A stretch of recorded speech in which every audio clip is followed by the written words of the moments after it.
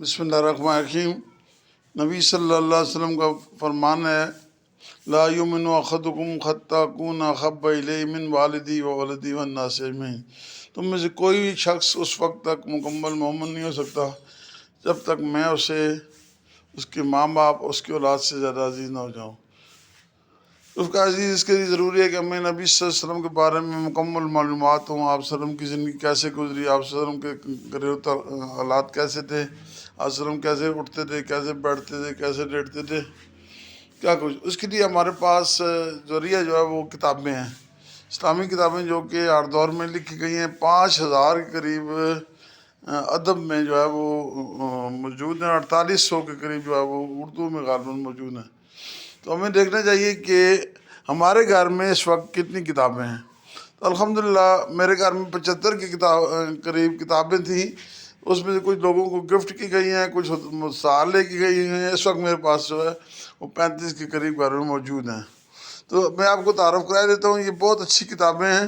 جیسے کہ میرے سامنے محسن انسانیت ہے، محسن انسانیت نعیم صدیقی صاحب کی وہ بک ہے جس پر رشیا کی یونیورسٹیوں میں چیئرز قائم کی گئی ہیں کہ اس کے دنیا میں اثرات کیا ہیں۔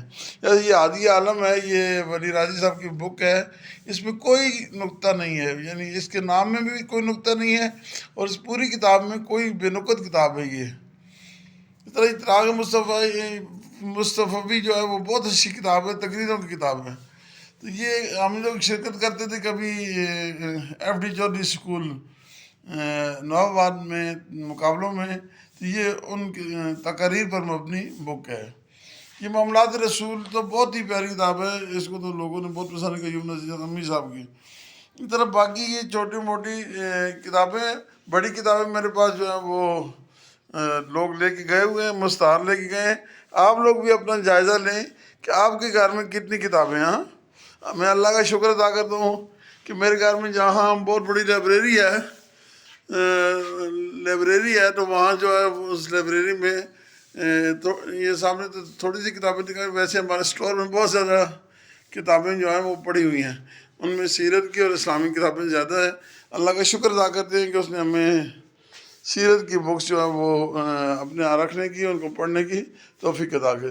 تو آپ بھی آج اپنا جائزہ لیں، ربیع الاول میں جائزہ لیں کہ آپ کے گھر میں کتنی کتابیں ہیں جو نبی صلی اللہ علیہ وسلم سے محبت سکھاتی ہیں۔ تو اللہ پاک اس کاوش کو قبول فرمائے۔ وعلینا الا البلاغ۔